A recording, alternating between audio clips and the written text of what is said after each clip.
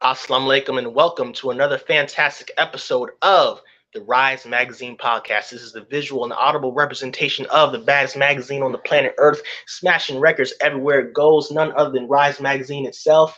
This is the Rise Magazine podcast, and today we have an absolutely fantastic program set out for you. But before we go any further into discussing what that is, we have got to open up, as we always do, by calling on the God in prayer. So at this time, please assume whatever position of prayer you find most comfortable, and we pray. In the name of Allah, the Beneficent, the Merciful, all praise is due to Allah, the Lord of the worlds, the Beneficent, the Most Merciful, Master of this day of judgment in which we now live. Thee alone do we worship, and thine aid do we seek. O Allah, guide us on the right path, the path of those upon whom thou hast bestowed thy favors, and not the path upon whom thy wrath has been brought down, nor those who go astray. Ameen. All praise is due to Allah. In the name of Allah, the Beneficent, the Most Merciful, I bring that there is no God but Allah. Muhammad is his messenger. I greet you all, beautiful audience and listeners, in the greeting words of peace of As-Salaam Alaikum. My name is Brother Hashim, and I will be helping to moderate this wonderful discussion we will be having today, which is socially victimized minds. Black men discuss mental health. And we know that this is a major issue within our community. So this is definitely an important topic that we are going to be having today. But before I go any further, we have got to go ahead and be ready to hear some words from the founder of not only the Rise Magazine podcast, but also of Rise Magazine itself, a very hard-working, a legend of a man. And you all know who I'm talking about. I'm talking about none other than the former Supreme Captain of the Honorable Minister Louis Farrakhan. I'm talking about none other than the Southern Regional Minister of the Nation of Islam under the leadership of the Honorable Minister Louis Farrakhan. I'm talking about a disciple and student of the Honorable Minister Farrakhan, a great man, a leader and a teacher and a student, a soldier, none other than Student Regional Minister Abdul Sharrieff Muhammad. At this time, I turn it over to you, sir, so we can hear some words from you. Thank you. Thank you very much. Bismillah Rahman Rahim. I bear witness that there is no God but Allah. Muhammad is the messenger. And on behalf of the Honorable Louis Farrakhan, I'd like to extend the greetings of As-Salaam Alaikum. Alaikum salam, sir. Thank you all so very much for tuning in to Rise Magazine podcast. This subject to this afternoon is a very important subject, especially because it's dealing with young black men that oftentimes go unnoticed. And after going unnoticed, then they are in denial. But we have a beautiful panel today, and I want to thank each and every one of the panelists for coming on, because this subject is so important. And I pray to Allah that you all get the right understanding from this, and we can go forth helping our young black men so they won't have to be in denial or shame, because we have the solution by the grace of God. So I want to turn it over to the host tonight. Thank you all so very much for coming on. We love you. We love you. Thank you so very much. As-Salaam Alaikum. Praise be to Allah. Wa alaikum salam, sir. Thank you so much, Regional Minister. All praise due to Allah. So, without any further ado, we've heard some wonderful words from one of our great men of our time, Student Regional Minister Abdul Sharrieff Muhammad, and we are now ready to begin our program today. So, if our tech team, if we can begin to bring in our wonderful guests so that we can go ahead and begin our program. If you can all go ahead and please just, before we start, go ahead and introduce yourselves a little bit and tell us about what you do. So starting from the bottom, starting with Brother William, Brother King Hollis, great motivational speaker, and moving on to Brother Desmond, Brother David, and on. So. I am William Hollis, originally from Pontiac, Michigan, international speaker, author, spoken word artist, etc., but a hungry student of Master Prophet Muhammad and Honorable Elijah Muhammad and Louis Farrakhan. Honored to be on here today. Praise be to Allah. Honored to have you, my brother. Brother Desmond? Beautiful. Thank you. My name is Desmond, Brother Desmond Mohammed. I'm a registered nurse by trade. I've been a nurse since 1998. Right now, I'm a facility administrator for a dialysis clinic, but I used to also work with in the emergency room department for mental health in the intake department. I did that for 2 years. In Florida. So I do have some experience with the process, diagnosis, and also bringing people back to society to try to sustain their lives. Thank you. Praise be to Allah. Brother Student Minister David. All praise is due to Allah. Bismillah ar-Rahman ar-Rahim. As-Salaam Alaikum. I'm Brother David Muhammad, Assistant to Student Regional Minister Abdul Sharrieff Muhammad, who I thank for allowing me to be on this wonderful platform of Rise Magazine podcast. I'm also a teacher by trade and a student. Thank you. As-Salaam Alaikum. Thank you. Brother Hassan. As-Salaam Alaikum. Islam. I'm probably the least qualified of all of you. By trade, I am also a nurse. I've been a nurse for 18 years, going on 19. The first job I had as a nurse was working in a county jail and seeing our brothers and sisters come through and realizing how detrimental, and pointed the mental health issue is for our brothers and sisters who are locked up. I currently work in emergency room as an emergency room nurse. I worked ICU, and again, working in emergency room is like seeing our brothers and sisters in jail with their mental health issues. Because one thing I learned in nursing school is one thing that I remember offhand that my teacher taught is that it's all psych.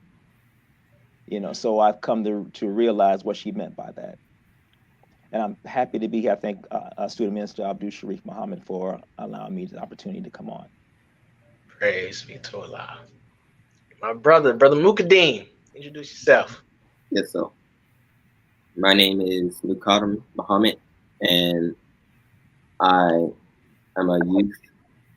I'm glad to be on here today with everyone. It's good to be with my fellow brothers, yes, sir. And I've been working with the 9 ministries for a little while now, so I'm enjoying myself, yes, sir. Praise be to Allah. Glad to hear. Awesome. Great. Praise be to Allah. So, you've heard from our wonderful guests, and we're going to go ahead and get to talking about this topic. So, we know definitely that today Black men are leading in many of the mental health cases, specifically here in America. So let's just starting off simple. Just why do you think that is? Why is it that Black men are leading? And apparently, I guess I need to introduce myself as well. So, As-Salaam Alaikum. My name is Brother Hashim, director of the 9 ministries here in Southern Region under Student Minister Sharrieff. But back on topic. Why do you think it is that Black men here, specifically in America, are leading in many of the world's mental health cases? Why do you think that is? Starting off simple. Is it open to everyone? That's open to anybody. Yeah. Well, firstly, again, like those who preceded me, thank you to our Student Regional Minister, Brother Abdul Sharrieff Muhammad, for this great platform and for his giving us an opportunity to speak on the subject matter. The Honorable Minister Louis Farrakhan said that stress is defaulting duty. So the inability to cope or not having the requisite knowledge to respond to the stresses is that which causes the dysfunction and the imbalance. Once we're imbalanced, then it begins to take a physiological toll on our body, meaning how our bodies work. So the chemical imbalances in the brain begins to overcompensate for always being stressed. And so black men in particular being under a system that does not have our best interests in mind, where white supremacy and black inferiority is the order of the day, then we're chemically imbalanced.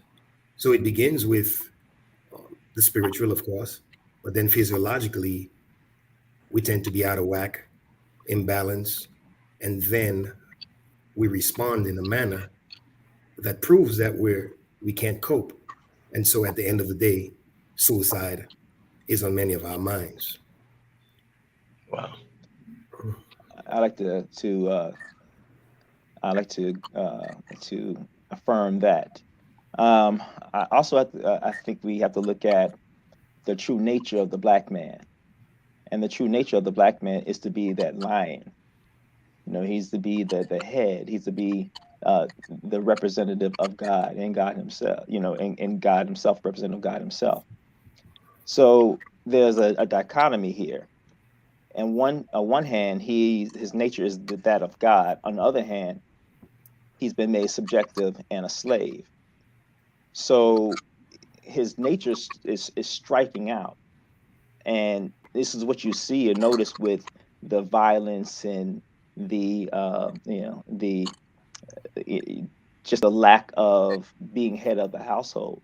His nature is striking out, but if he just had some guidance, if he just had that true understanding of himself, then, you know, what you see as being destructive can be that which can be creative. Brother Hashim? Go ahead. Yes, sir. Yes, sir. And I concur with my brothers, absolutely. My first thoughts are that the black man is under attack by forces that he does not fully understand. And like my brother Hassan said, because of our present condition, we're not able to successfully withstand or surmount an adequate defense against the negative forces that are against us. And a lot of that is tied to us functioning in a condition that is outside of our true nature. One key thing that Abu Mrs. Farrakhan said, he said that to know one's nature is the very essence of self-knowledge. And this knowledge has been taken from us as a people. We have not known our true nature. Spiritually, our nature, as the Honorable Elijah Muhammad has taught us through the Honorable Mrs. Farrakhan, is to submit our will entirely to do the will of God. And we also have a nature as a man, our masculine nature in which God has created us. We have been taken out of both natures. And so as long as we exist in an unnatural state, then we will never be happy. Our nature being to surrender to the will of God, that means that to submit to God, the reward for submission is to be rendered into a state of peace, to have contentment of mind. Wow. And as long as we function in a condition where we are actually in rebellion against God, rebellion against our true self, rebellion against nature, then we can never have true contentment of mind. We can never be at peace, and we can never be happy until we accept nature and act in accord with the nature. And so we're talking about mental health.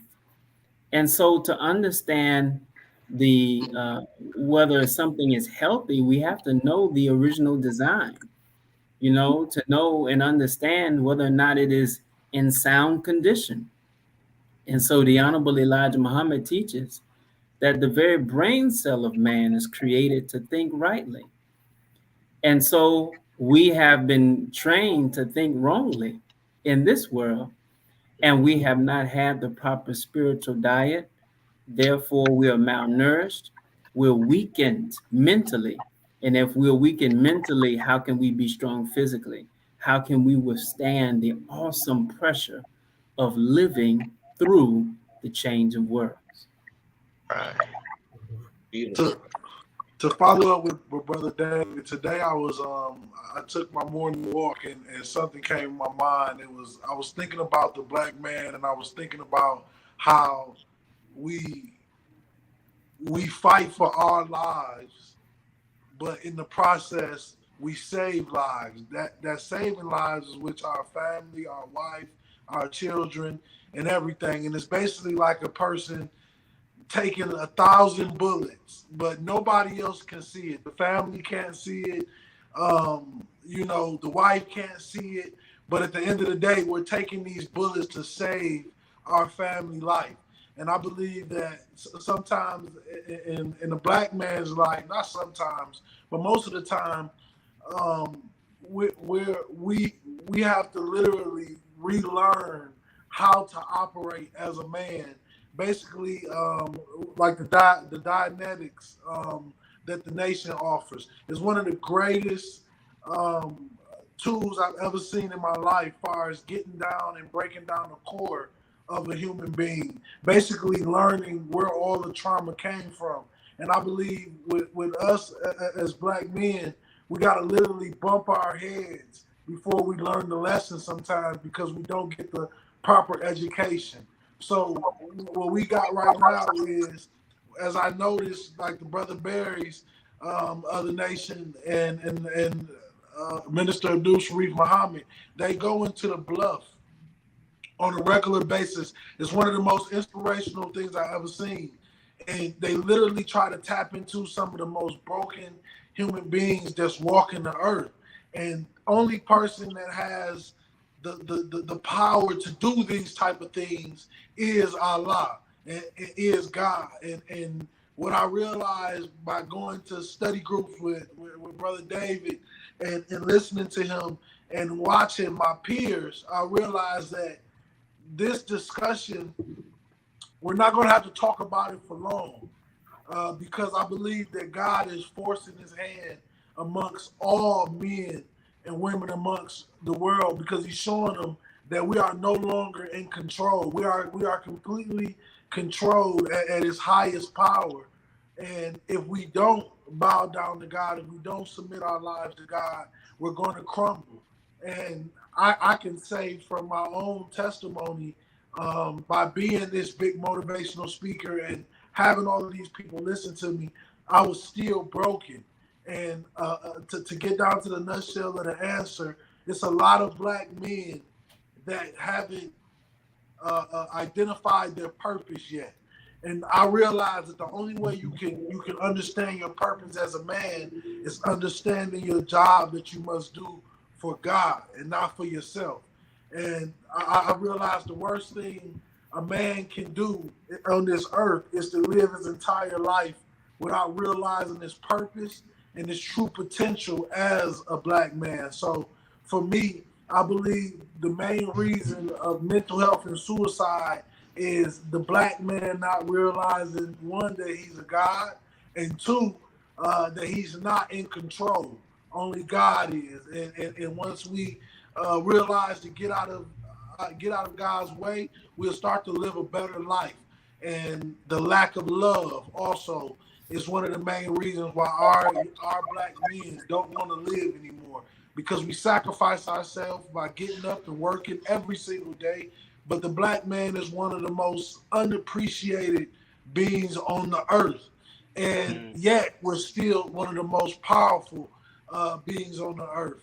But if we do not know our greatness, if we do not know how phenomenal we are and how loved we are by our Creator, we will never learn to love for ourselves, and we'll continue to want to die rather than live. And if you don't know where you come from or what you represent, you're not going to want to live. That's why I believe that it's imperative that we spread the word of the Honorable Elijah Muhammad, Louis Farrakhan, Master Fard Muhammad. We spread their message right now, because right now the message is needed more than ever. And this is how we want to save them. Beautiful. Yes, sir. Yes, sir. Wonderful. Mukadeen, go ahead. Yes, so if I may add, I'd just like to say, in dealing with youth, I believe that, like Buttle David was saying, and just now Brother Whalen, that since we black men and black youth aren't walking towards their purpose, they don't know what their purpose is, and many of us may be in an unproductive state that could add pressure or stress that we don't realize. So, because we're naturally meant to be producers, that could add that stress on us, and we don't even know it. And also the condition that black people are in is also a part of it. And the society, especially in America, is meant to target black men, black young men. So that's why the stress is like that on us. Praise be to Allah. Yes, sir. Most definitely. And Brother Hollis, man, you said, thank you, Brother Mukti. Thank you, everyone who answered. They all answered beautifully. And Brother Hollis, you said something that you kind of cut into another question, actually, because you were talking about the appreciation factor. And that is something that definitely, and the ministers talked about that a lot, everywhere we go, it's like the black man can't catch a break, no matter where we go to the job, get dogged out there, come home, get dogged out at home, trying to go to the store, get dogged out by a brother. Everywhere we go, it's like you can't catch a break. But that was the next question that I wanted to ask. We think that the lack of appreciation what role does the lack of appreciation and positive reinforcement play in the mental health of black men? What role does that play? What role does the lack of positive reinforcement play in the mental health of an individual? I think it plays a gigantic role in a man's life because it's demoralizing, right? You make it out of the slums, you make it out of the projects, you get to a certain level of your life where you finally have a dinner table, a family, and you would think, coming from where we come from, a lot of black men, we are motivated by the struggles of our mothers. So once we grow, and a lot of us men, we lose our mothers sometime before we get married in life, and we will start to look at things. I know I used to start to look at things in the way that, okay, I remember my mother not having a lot, and I know that the man that I am, if I could have been that man to my mother, as far as taking care of her, providing her, showing her that she's a queen, that she is, I know she would have appreciated it. So when you come out of the slums and you build this family and you come in the house every day and you literally putting your life on the line, your health, your everything to push through and to provide for your family, and yet it may be a woman or by another situation, a man that's ungrateful to the situation that you have presented. And people don't understand, as a black man, they don't know how hard we fought to change our demographics in our life, and to set and come home and maybe be in a situation where you're not appreciated. It's demoralizing. It's like a man it doesn't change. When you're a child, you want to do things to make your mother proud. When you're a man and you fall in love, you want to do things that make your wife proud. So if she's not proud of the thing that you're accomplishing, it feels like nothing. And it can go back to an instance of an athlete. They call athletes cocky, right? But if you don't realize that athlete, he might be a star athlete, but his mother or his father never came to a game. They never rooted him on. So now this man has to turn into a person that roots himself on. He got to tell himself how great he is. But in the process, in the world, they believe that it's selfishness or it's cockiness. And then that's the vice versa. It's the same thing that happens in a relationship. A man starts to talk to his wife and tell him, I'm the man. I do this. I do all these things. But our reality is not that he want to talk about himself. He wants you to tell him how amazing he is and how great he is. But he has this rough and tough outer layer on him that he doesn't want to ask for it. He wants it given, and when it's not given, sometimes this leads to infidelity. cheating, all kinds of things. And it really can be nipped in the bud by just what you said, appreciation. So I think appreciation is a major fact in mental health in black men in general. Praise go ahead, brother William. Go ahead. Praise be to Allah. Beautiful, beautiful man. Yes, sir. Go ahead, brother David. All praise is due to Allah.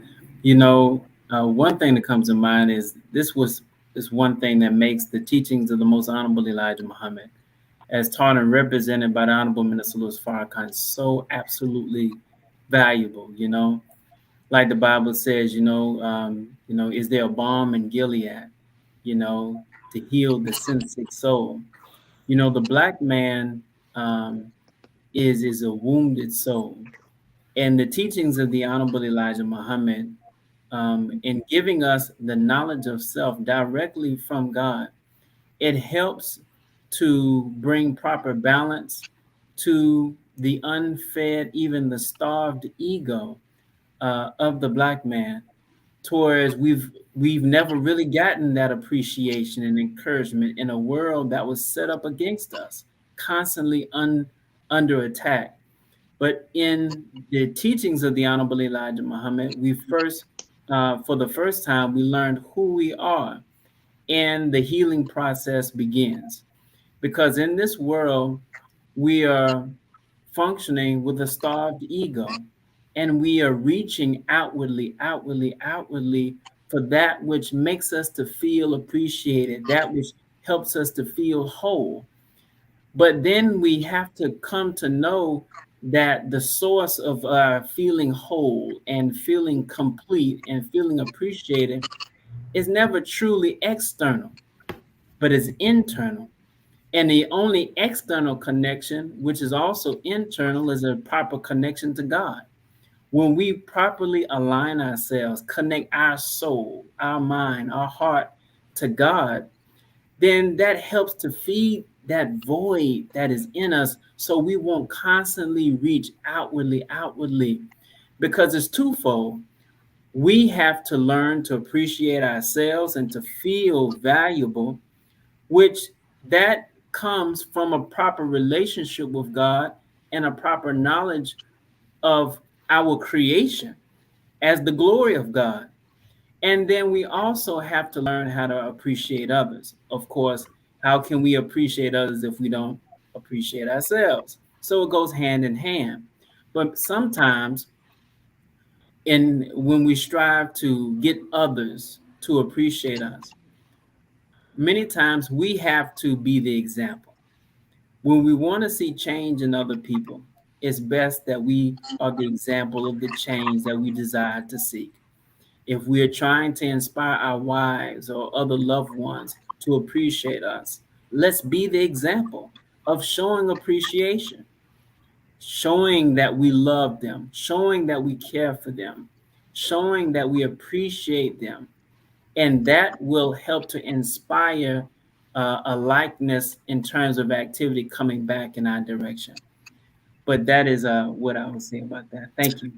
Praise be to Allah. Yes, sir. Thank you both for your exposition of the truth and the angle from which you came. The Honorable Elijah Muhammad said, in words are light, life, and power. In words are light, life, and power. Part of the recognition or appreciation, to appreciate is to acknowledge. It's to recognize. And those are tools that are used. But at the base of appreciation is full worth. It's recognition of your full worth. So the Honorable Elijah Muhammad said, every time you look at the black man, you're looking at God. He's given us our full worth. And so in giving us the knowledge of who we are and our relationship to him, and then teaching us how to worship him, his way of devotion, teaching us how to eat, teaching us how to think, how to pray, teaching us how to live, then that immediately begins to give us incrementally our self-worth. To augment what Brother David said, some things are means to an end. And Brother David gave beautifully what the end result should be. But I would say to the general public to listen to the Honorable Minister Louis Farrakhan, because the words that he offers can induce us, can stimulate us, can serve as I would say, an inducement to going towards the end that Brother David speak out, which is that personal relationship with God. Most of us don't know how to do it. That's just the honest to God truth. But we can learn how to appreciate ourselves and learn how to do everything that Brother David said. And what we can say is the Honorable Minister Louis Farrakhan, for over 67 years, has been a good steward over the affairs and the best interests of the Black man. So what does the appreciation does in my closing? There, serotonin, these are neurotransmitters. There's dopamine, oxytocin, endorphins that helps to balance our brain. These are your happy, your mood, cognition. So once there's recognition, there's acknowledgement, there's appreciation, it immediately begins to balance you chemically. And once we're balanced, then we can actually see and begin to see our full potential. But if we're imbalanced, it doesn't matter what you give to us. Our imbalance will always cause, you understand what I'm saying? A disturbance or a reaction in most cases that's not healthy.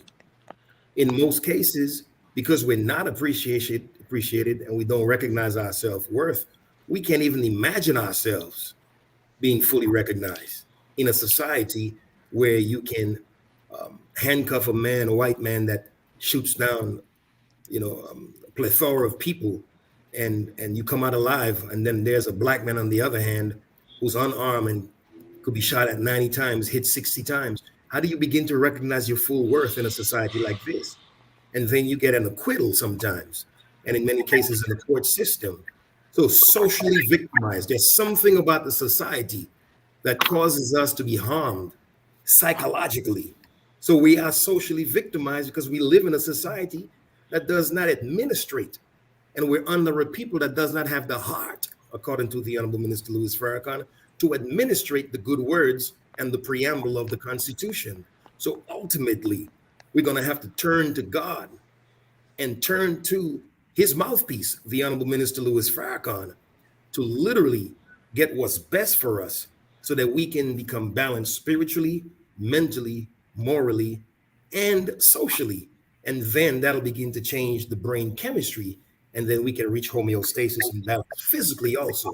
But to think that we can reach homeostasis and balance with pills, we're making a sad, sad, sad mistake. It's going to take that spiritual balance that Brother David so beautifully spoke about, and then we can see ourselves coming back to our state and our nature, which is to be productive. It's the nature of the Black man is righteousness and to be productive. So I would say recognition, yes, it's a great thing, but full recognition from God is what we're after. Sure. I would say that, also there's an evolutionary process to life. And the ultimate goal is to be one with Allah. And in this world, in society, under what's called the wilderness of North America, we have not really been taught who we are and our true condition. So, one of the attributes of Allah is the Most High or exalted.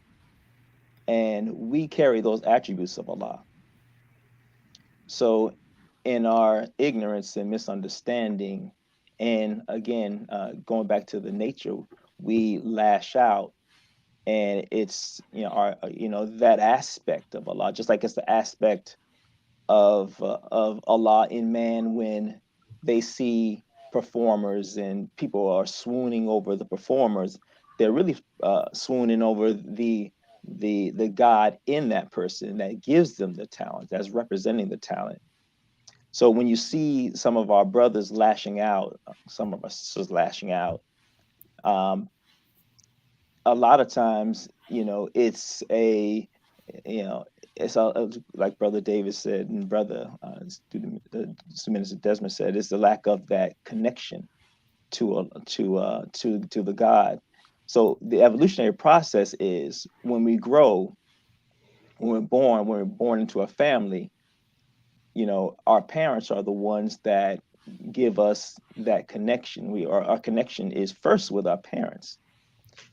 Many of us as youth and Black people nowadays, particularly nowadays, it's a little different from when I came up, but more so nowadays, it's that connection with the parents is volatile.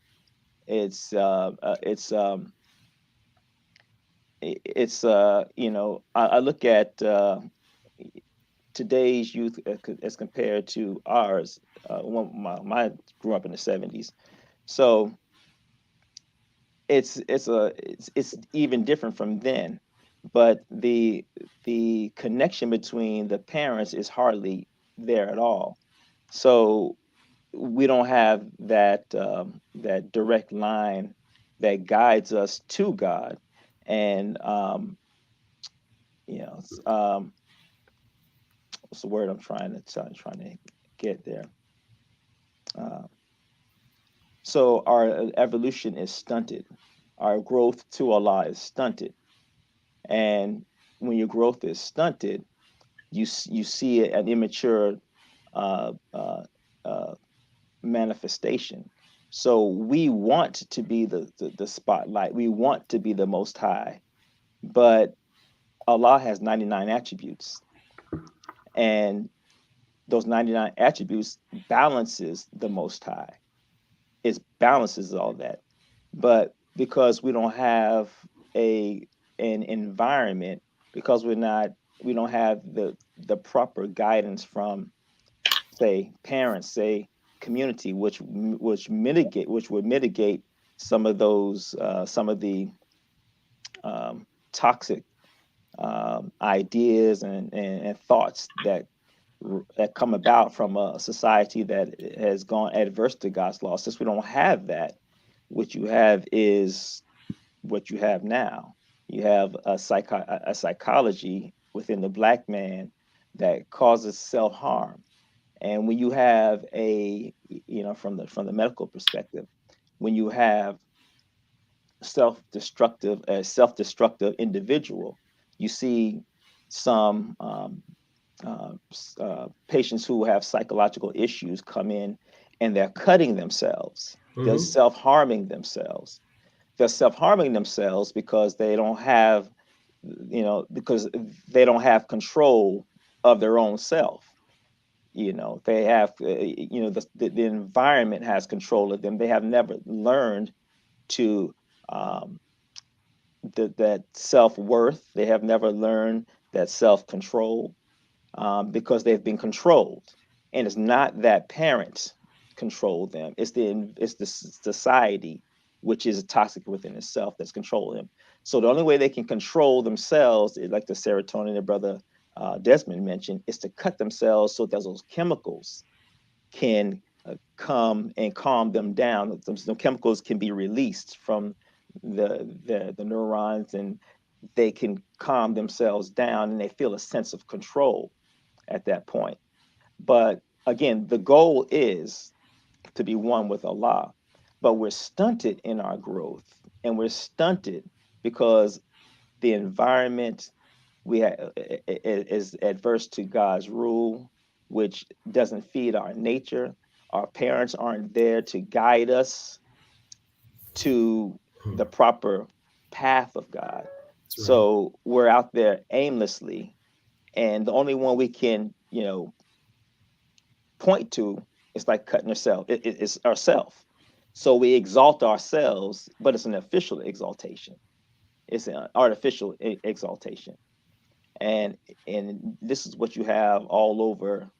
The image of the Black man is violent, is this, that, and the other, or he's um, you know sex fiend or what have you. But we would need, look at the Honorable Minister Louis Farrakhan. He doesn't need somebody to exalt him. He has self confidence. He's self assured. you know, and that comes with growth and being one with Allah. Beautiful. Praise be to Allah. Thank you. Wonderful. Yeah. Brother Brother Muhyiddin? Brother Yes, Hashim, I think the youth wanted to say something. Yes, Yeah. sir. Yes, sir. Go ahead, Brother Muhyiddin. I just wanted to add to what the rest of you brothers were saying, and I liked all of what you had to say. And a part of being appreciated is, especially for the youth, they have to know the knowledge of self. And people may like tell them that like you're the future, but they have to know why they're the future and how that really makes sense.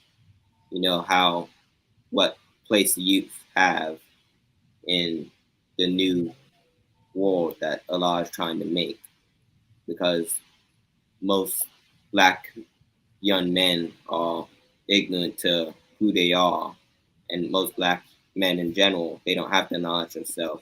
So we have to let them know that they're gods and really their place in Allah's world, because in this society we seem to be at the bottom, but in reality we're supposed to be at the top.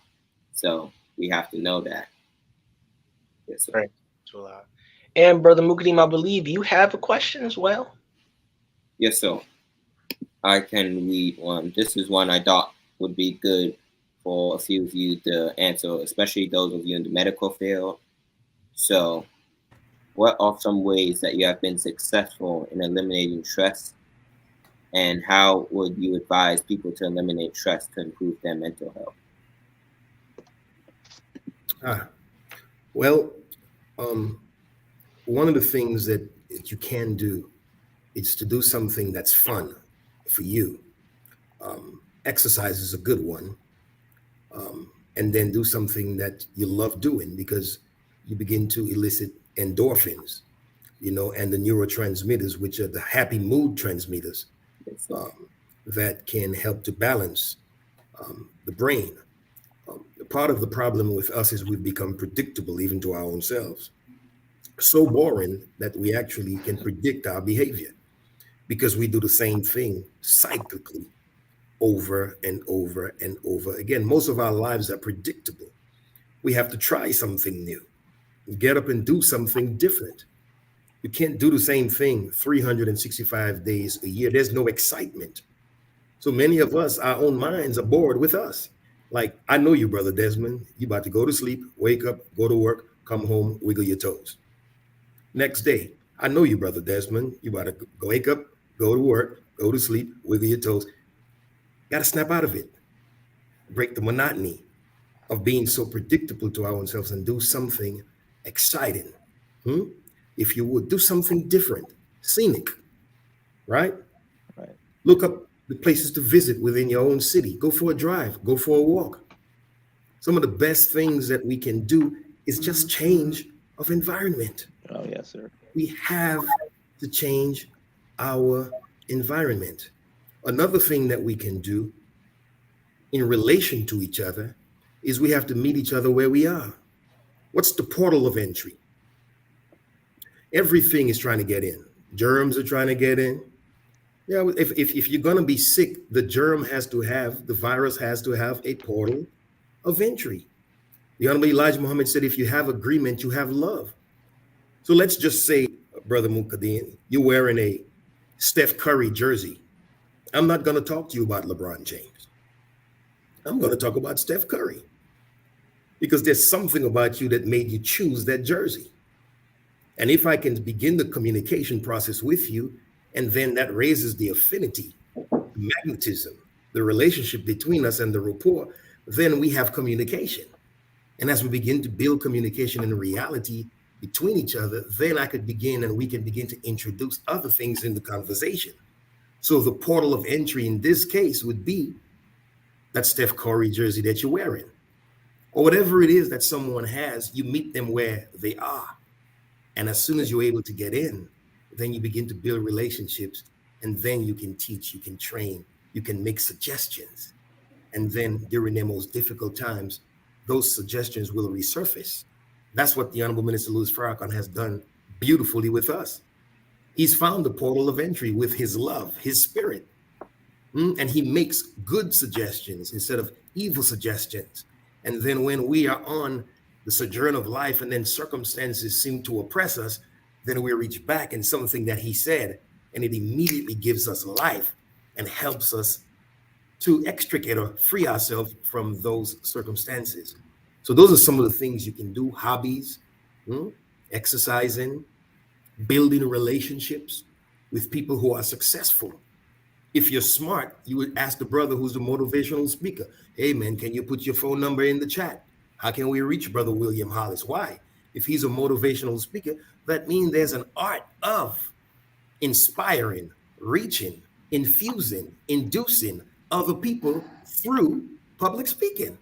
So we don't want Brother William Hollis to leave this forum without first getting his information to the public. That's important. So those are some of the things that we can do. We want to know, where can we reach Brother David?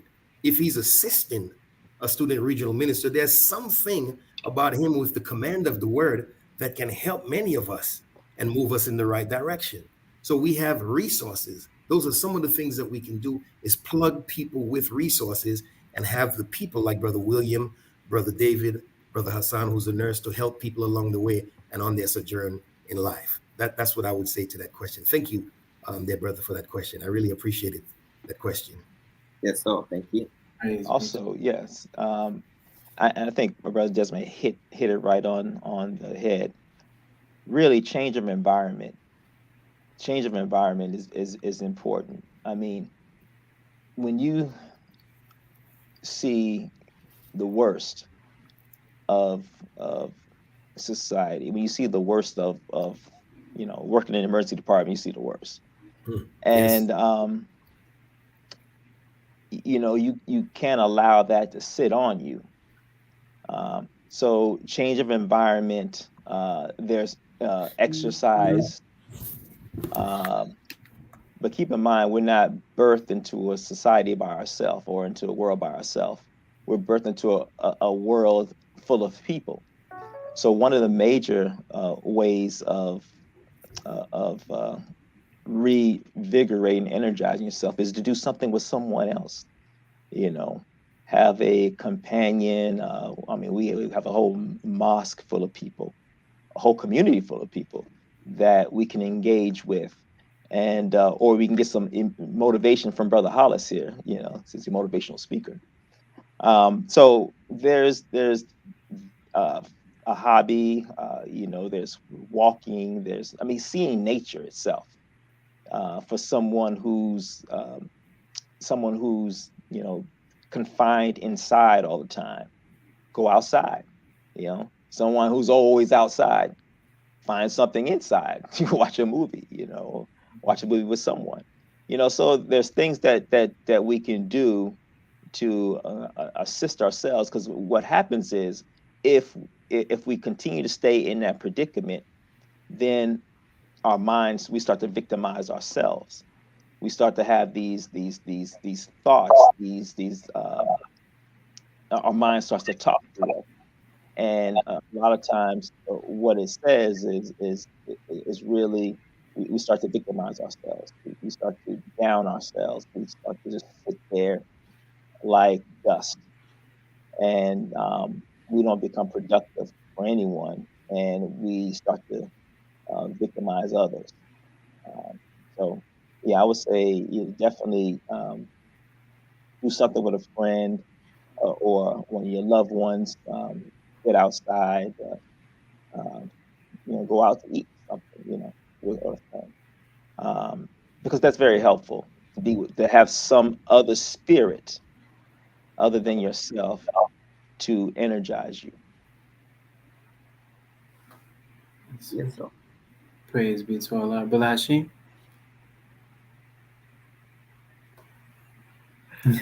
Pardon me, I was on mute. Oh, I Yes. didn't answer the question? Yes, sir, please. Oh, okay. Well, it wasn't my intention to answer anything, but okay. No, I was asking if it was all right for me to respond. Yes, sir. Oh, to Brother Mukadim's question. Yes, sir. Yes, sir. Yeah. Oh, that's Brother Mukadim. Brother Mukadim. Yeah. Yes, sir. That's Praise be to Allah. Well, to respond to the question, what do I do? First, I would say I pray. I strive to draw strength from um, and to be energized by the spirit and the presence of Allah through prayer and through study of His Word. That gives me peace, regardless to what's going on in my life and around me in my environment. I strive to stay focused on Allah, primarily in prayer and study, um, and rise above whatever negativity that may surround me.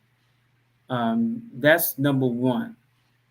Um, I love to, like Brother Desmond said, you have to find the things that you enjoy, the good things, not the false outlets, getting drunk, getting high, you know, these things are against health, right? And they can, of course, our nurses can tell us all about the physical side of that. But, spiritually, we have a lot of things that we do, like Brother Hassan used the word toxic. We have a toxic diet many times. We feed on and we have developed a liking for things that are toxic, things that are against health, things that are against the proper stability of our mind and our bodies. And so we have to change our diet.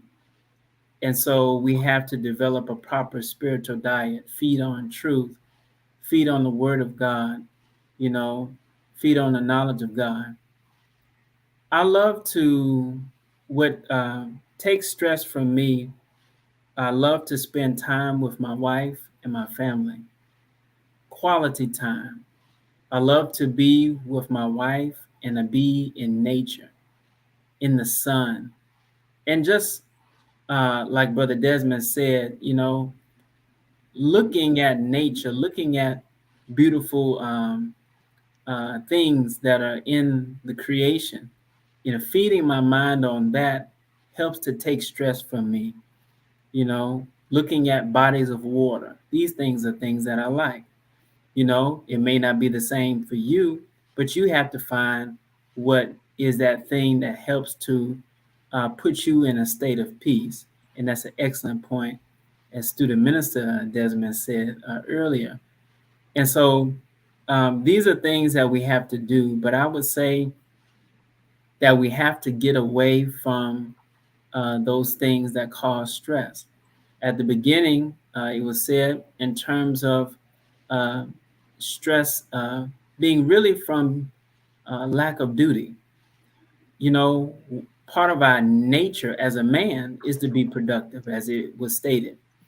And so we have to be productive men in order to truly be at peace and to be happy. We're not designed by Allah God to be happy and to be at peace doing nothing, being unproductive. So it's very stressful being unproductive. So how are we going to change that? Be more productive,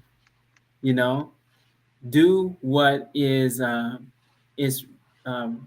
beneficial to self, to family, to community, to nation. And in doing so, doing good, then we're actually functioning in accord with the nature in which we're created. And the reward for doing that is to be at peace. Yes, sir. Thank you. Beautiful. And if anyone else has anything they'd like to say, they could go ahead. Brother William, do you have anything to add to that question? Yeah, I would say I got a quote that I use a lot when I'm speaking and I'm traveling. I say, I always tell individuals to get back to the child and lay it on their mother's lap. And I use that term because, that's when we dream. That's when we believed in something. And sometimes, life got a funny way of taking us away from who we truly are. So I believe, like Brother David said and Brother Desmond, it's getting out there doing things like, try things you used to do as a kid. Some things, it goes with dreams as well. A lot of us has let life take us away from who we are. We've given up on our dreams because we may think we're too old or we don't have it anymore. And I truly believe this. I truly believe as long as we have life and air in our body, we still have a possibility to be anything that we dream of becoming. And I believe in, like my great mentor says all the time, Les Brown, he says all the time, he said, Will, the reason why most people don't reach their full potential is because of the things they think they need. And it goes back when I heard Minister Sharrieff tell me that the minister said everything that we have and every gift that we have was given to us in our mother's womb. And the object of life is to live full and die empty. That means leave everything that we have to give, every talent, every gift, everything on this earth. And it goes back to purpose. If you wake up every day and once you discover your purpose and you wake up every day, you'll find yourself screaming to the sun, rise, because you're ready to chase your dream. And I believe that the reason why most people don't do what they love anymore is because they're forced to do what they have to do every single day, as far as working on another person's dream, living somebody else's, pretending to live somebody else's life instead of living their true identity. And like I said, I believe the object of getting back to your true happiness is getting back to some of the things you used to do, as a child. I'm not saying act childish, but I'm saying do some of the things that you used to love to do as a child and see if that memory of that happy person that you were can come back into fruition in your life. Beautiful. Praise be to Allah. Beautiful, beautiful answers from everyone. And I love how everybody answers kind of also connected to the notion of nature as well. Because, Master Fard Muhammad, this is something that I learned recently from listening to some of the accounts of the believers that were around at that time. But Master Fard Muhammad, he used to take the believers on walks through nature, like they would study and everything, but that's one of the things that he would do. He would take them, hey, let's go walk. And they would go walk through nature, and they just go outside, just get some sun. They just be out there just with God. You just stand out there in the sun. You're like, man, what are we doing? But he was showing them something, that this is just a natural way to get rid of the stress, and that's something that's so. With that, this has actually been an absolutely wonderful, wonderful, wonderful episode of Rise Magazine Podcast. I mean, the discussion has been amazing. I enjoyed everybody's answers. Everyone answered so beautifully.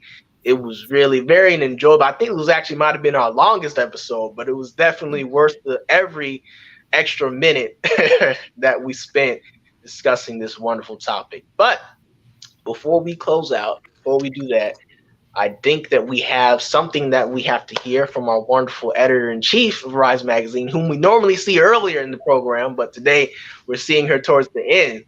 So if the tech team can bring in our wonderful editor-in-chief of Rise Magazine, Sister Aziza.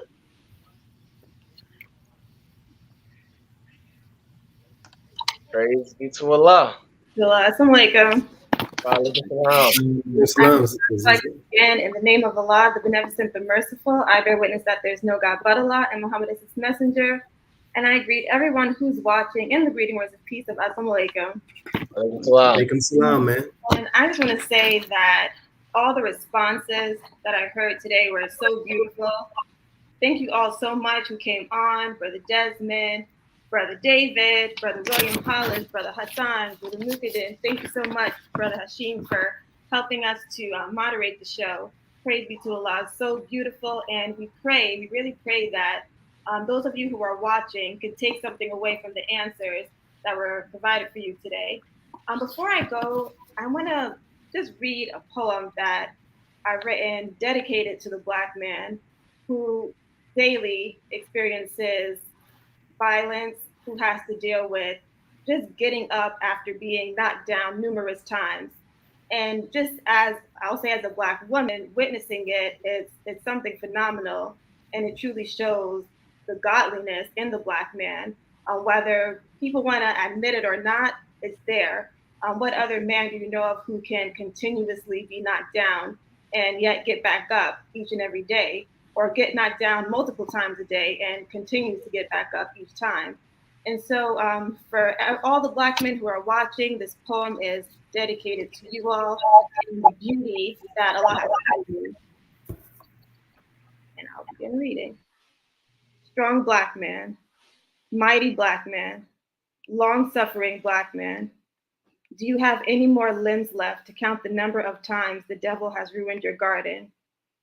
Do you ever paint pictures of what life scenery could have looked like, would have looked like, if your roots weren't yanked out of the ground? Do your hands often ache from raking away the residues of yesterday?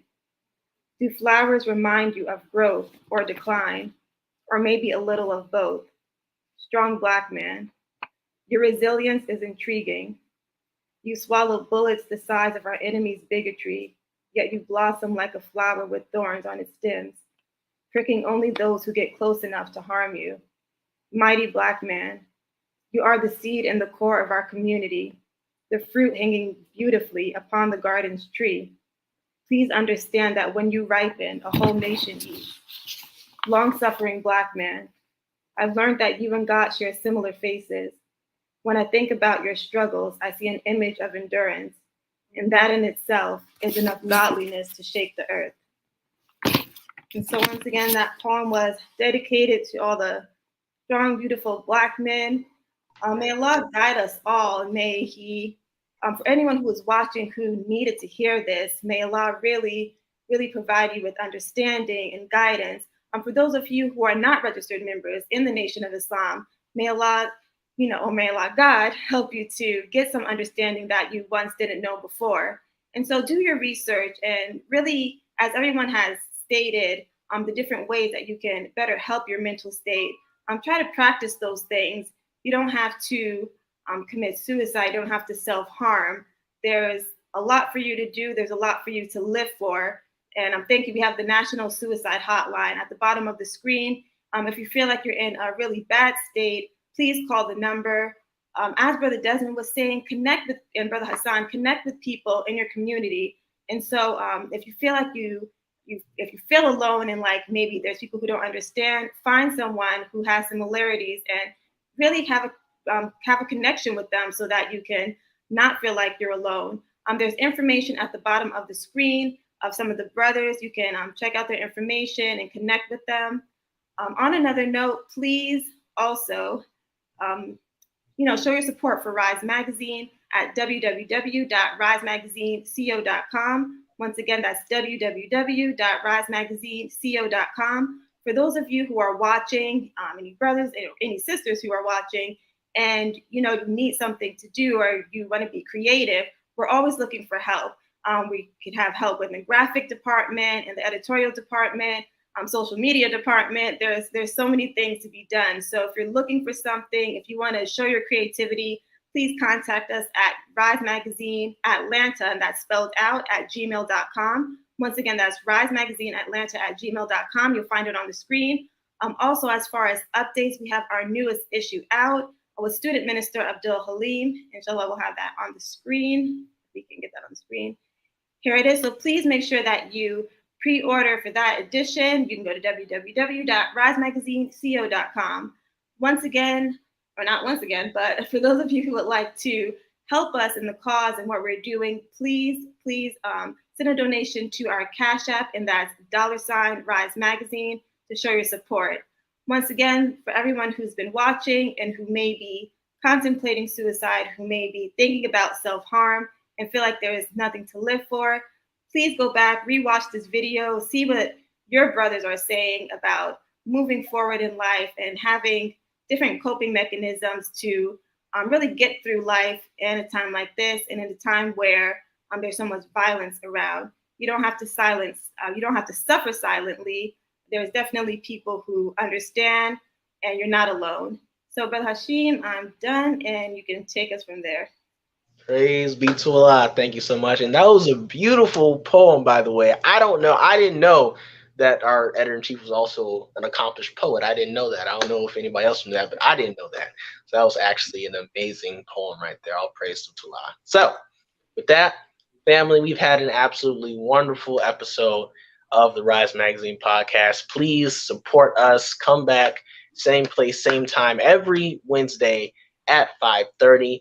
And please support us more than just with your viewership, though your viewership is what we need and we appreciate it, but we also need some financial support so we can continue to put on this amazing podcast, this amazing program that we know you love, because if you didn't love it, you wouldn't be watching it. So go to $Rise Magazine on Cash App. So that's hashtag, $Rise Magazine on Cash App. And please send whatever God has put in your heart to give us. It doesn't matter what it is, $1, $2, $200.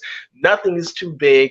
Nothing is too small. Please support us. So with that being said, also don't forget to go to www.abdulsharrieff.com and get all of the books by our wonderful regional minister, Abdul Sharrieff Muhammad, such as Soldier in the Movement of Christ, Down is Not Out, that is the Omnibus Farrakhan, Divinely Guided and Connected to the Will. All of these wonderful books written by our wonderful student regional minister, Abdul Sharrieff Muhammad. So with that being said, family, thank you all for joining us today. We greatly appreciate your viewership. And with that, we're going to go ahead and close as we opened in prayer. In the name of Allah, the Beneficent, Merciful. All praise is due to Allah, the Lord of the worlds, the Beneficent, the Most Merciful, Master of this day of judgment in which we now live. Thee alone we worship, and thine aid do we seek. O Allah, guide us on the right path, the path of those upon whom thou hast bestowed thy favors, and not the path upon whom thy wrath has been brought down, nor those who go astray. Amen. All praise is due to Allah.